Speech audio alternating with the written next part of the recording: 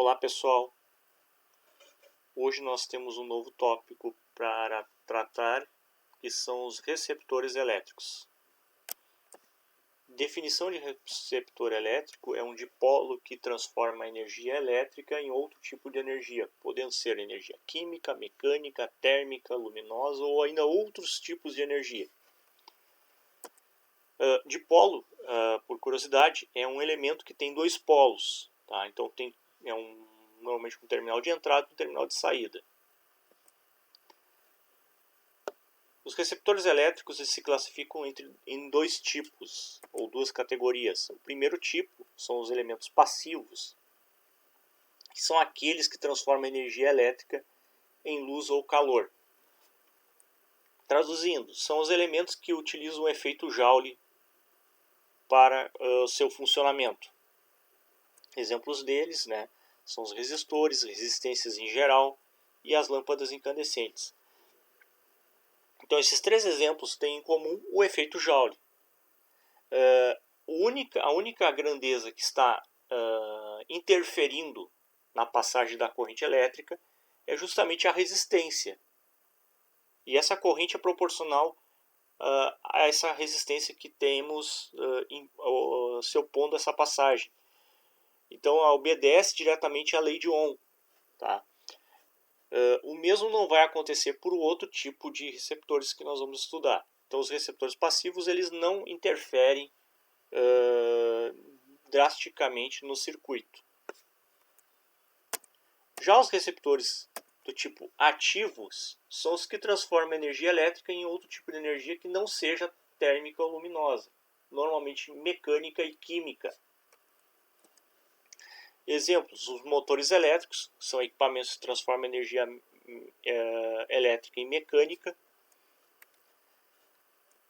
E as baterias são, quando estão no processo de carregamento, estão sendo carregadas, se comportam como receptores elétricos. Eles transformam, no caso, a energia elétrica em energia química. Os receptores ativos, eles têm uma grandeza que é responsável pela existência da potência útil deles, que é a força contra-eletromotriz, conhecida também como FCEM. O símbolo da força contra-eletromotriz é o epsilon', e a unidade também é o volt. A equação geral de um receptor elétrico é dada por U é igual a força contra-eletromotriz, mais corrente vezes resistência interna do receptor. Então temos aqui o diagrama de como ficaria um receptor simplificado. Vejam que a corrente circula para o lado contrário, não está indo do positivo, saindo do positivo, sim está entrando no positivo, porque o receptor, para funcionar, ele precisa que a tensão de alimentação seja maior que a força contra-eletromotriz. E em função disto, a corrente circula no sentido contrário. Algumas equações importantes, Temos a potência de entrada do receptor, que é uma potência elétrica, que é dada pela tensão aplicada ao receptor vezes a corrente. Nós temos que tomar cuidado aqui para não confundirmos com a potência de entrada de um gerador. Tá?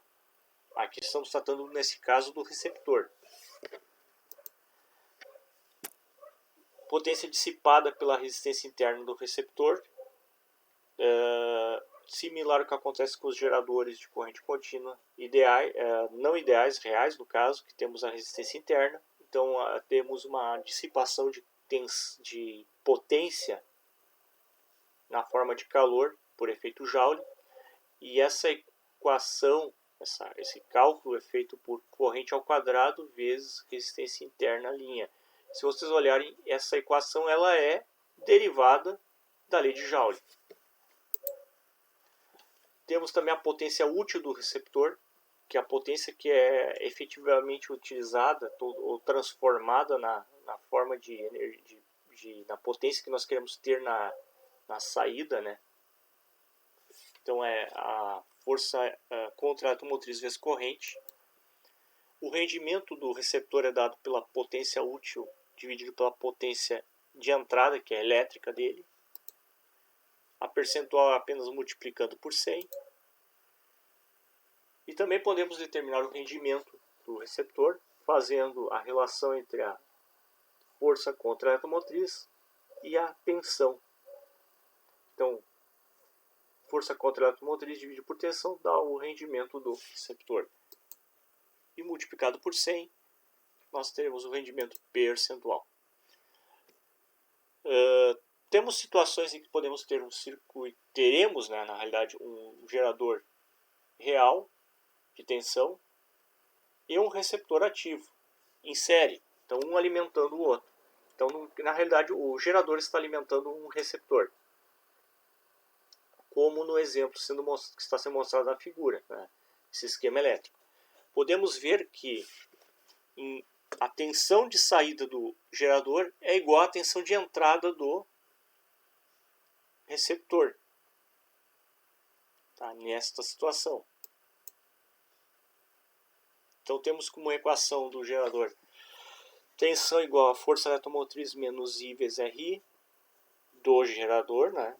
E para o receptor, tensão é força eletromotriz contra a eletromotriz mais corrente vezes resistência interna do receptor.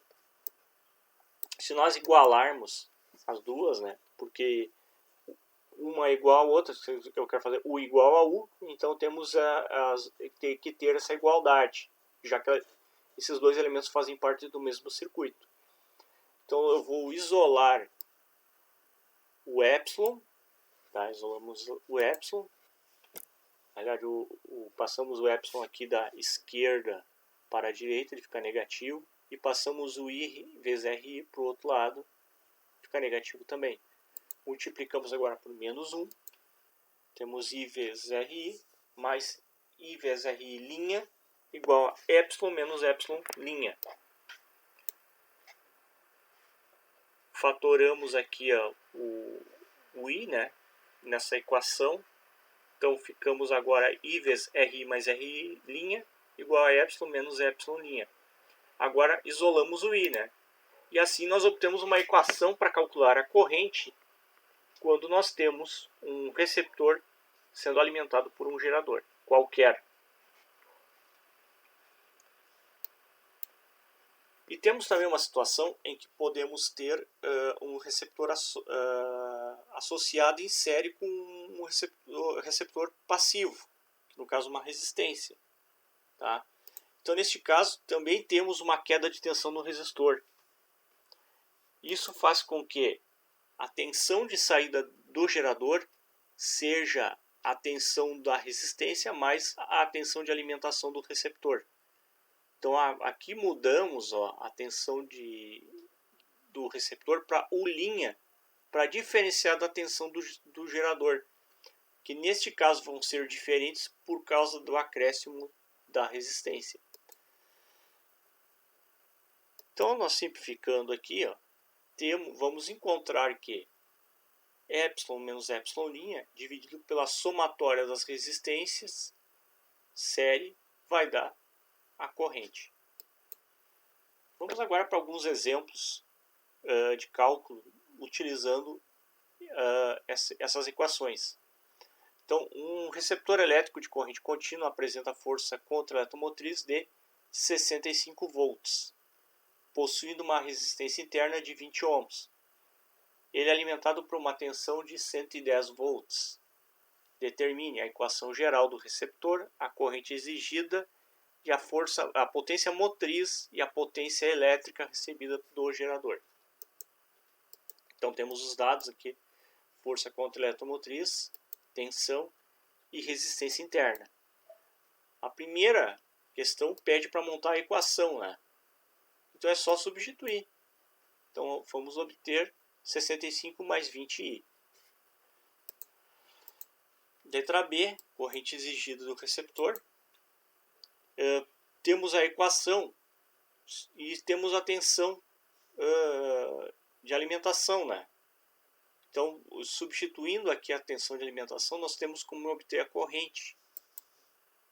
Então, isolamos a corrente e vamos obter 2,25 amperes. E a letra C, a potência motriz e a potência elétrica recebida do gerador. A potência motriz é potência útil.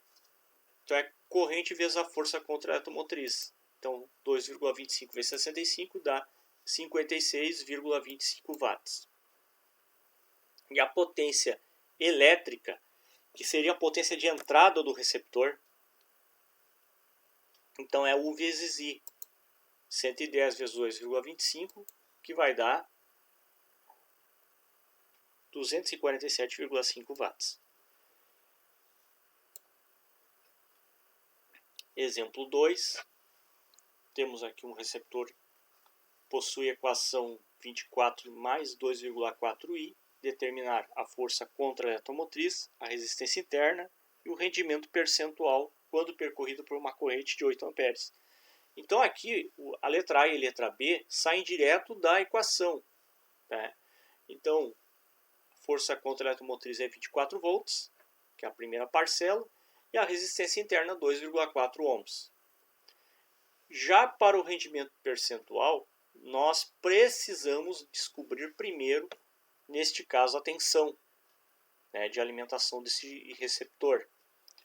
Então, substituímos, né, na própria equação o valor da corrente que está sendo fornecido aqui. Então, 24 menos 2,4 vezes 8. Isso vai dar uma tensão de 43,2 volts. Agora substituímos na equação do rendimento percentual, utilizando força contra a eletromotriz e tensão. Então teremos 24 dividido por 43,2 vezes 100. Isso vai nos dar 55,6% de rendimento deste receptor. Questão 3. Dado o circuito elétrico contendo gerador e receptores elétricos, pedem-se a corrente elétrica do circuito, a tensão dos terminais do gerador e do receptor ativo, o rendimento do gerador e do receptor ativo, a potência motriz do gerador, bem como a sua potência elétrica, a potência dissipada na resistência elétrica e no receptor ativo. Então a letra A gente vai fazer uso daquela equaçãozinha da somatória das resistências, né? Então substituímos aqui, vai ficar 200 menos 80 dividido por 5 mais 15 mais 10. Isso vai dar uma corrente de 4 amperes. Já a letra B, o rendimento do receptor, a tensão dos terminais do gerador e do receptor. Já que nós temos a corrente e temos as duas equações, né, montamos as duas equações, nós agora podemos calcular primeiro, né, a tensão de saída do gerador. Então montamos a equação geral do gerador, fica 200 menos 5i, substituímos o i pela corrente de 4 amperes e obtemos 180 volts. Já para o receptor, lembrando que temos no caminho uma resistência de carga, né, uma outra resistência. Então temos tensão linha, né? Botamos assim para diferenciar da outra tensão. Então vai ficar 80 mais 15i, 80 mais 15 vezes 4, que dá 140 volts. A letra C, o rendimento do gerador, eu fiz desta maneira, U dividido por Epsilon, né? Então identifiquei como G. Aqui não disse se é percentual ou não, então vou fazer o rendimento normal aqui, tá? Então 180 dividido por 200, que dá 0,9. E para o gerador, para o receptor, é força contra a eletromotriz dividido por tensão. Então 80 dividido por 140, que dá 0,57 de rendimento. Já a potência motriz do gerador é força eletromotriz vezes corrente, o epsilon vezes o I. Então é 200 vezes 4, que dá 800 watts. Já para a potência de saída do gerador, é tensão vezes corrente do gerador. Então 180 vezes 4, que vai dar 720 watts. Para determinar a potência dissipada na resistência, no resistor aqui em cima, eu vou fazer uso da lei de Joule, I ao quadrado vezes R. Então fica 4 ao quadrado vezes 10, que dá 160 watts. E a potência dissipada na resistência interna do receptor ativo ou do receptor, né? Eu identifiquei com PDRA, é I ao quadrado vezes IRI'. Então fica 4 ao quadrado vezes 15, que vai dar 240 watts. Então era isso, pessoal. É um assunto que foi bem mais curtinho, né? Então vocês agora já podem fazer a lista de exercícios. E então boas atividades aí, pessoal.